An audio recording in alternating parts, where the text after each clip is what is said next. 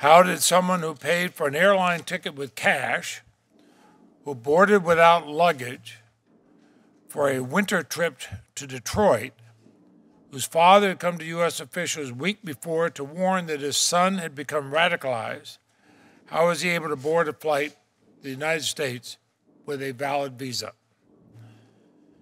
Just as we now know the horrific, deadly attacks on 9/11 could have been prevented, should have been prevented, the recent White House review found the government had sufficient information to have uncovered and potentially disrupted the December 25th attack.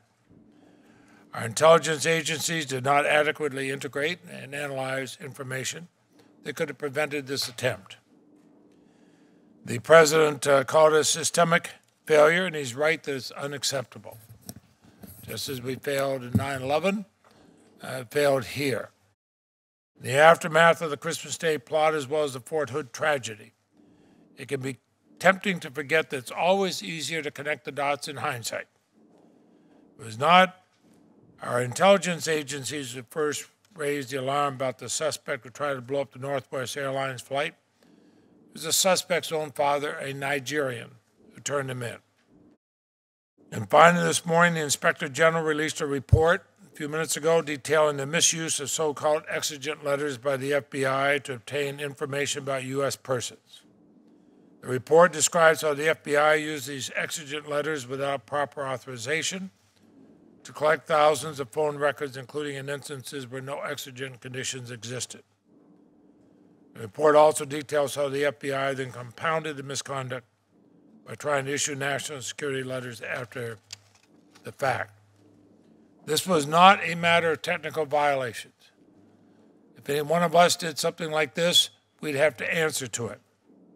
This was authorized at high levels within the FBI. It continued for years. I understand Director Mueller of the FBI has worked to correct his abuses. But this report is a sobering reminder of the significant abuse of this broad authority. No one is above the law. No senator and no member of the FBI. And there has to be accountability for what happened here. But why wouldn't it may have been launched from another source, but why wasn't it checked?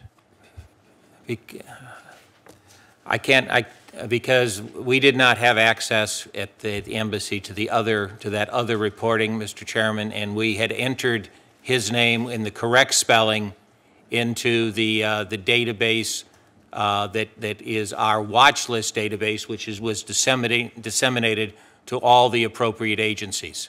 We slipped up. I have no statement other than that, sir. And this goes beyond being a technical violation. These are records of Americans being obtained improperly, 2,000 telephone records. Has or will any FBI official be sanctioned or punished for these violations of the law?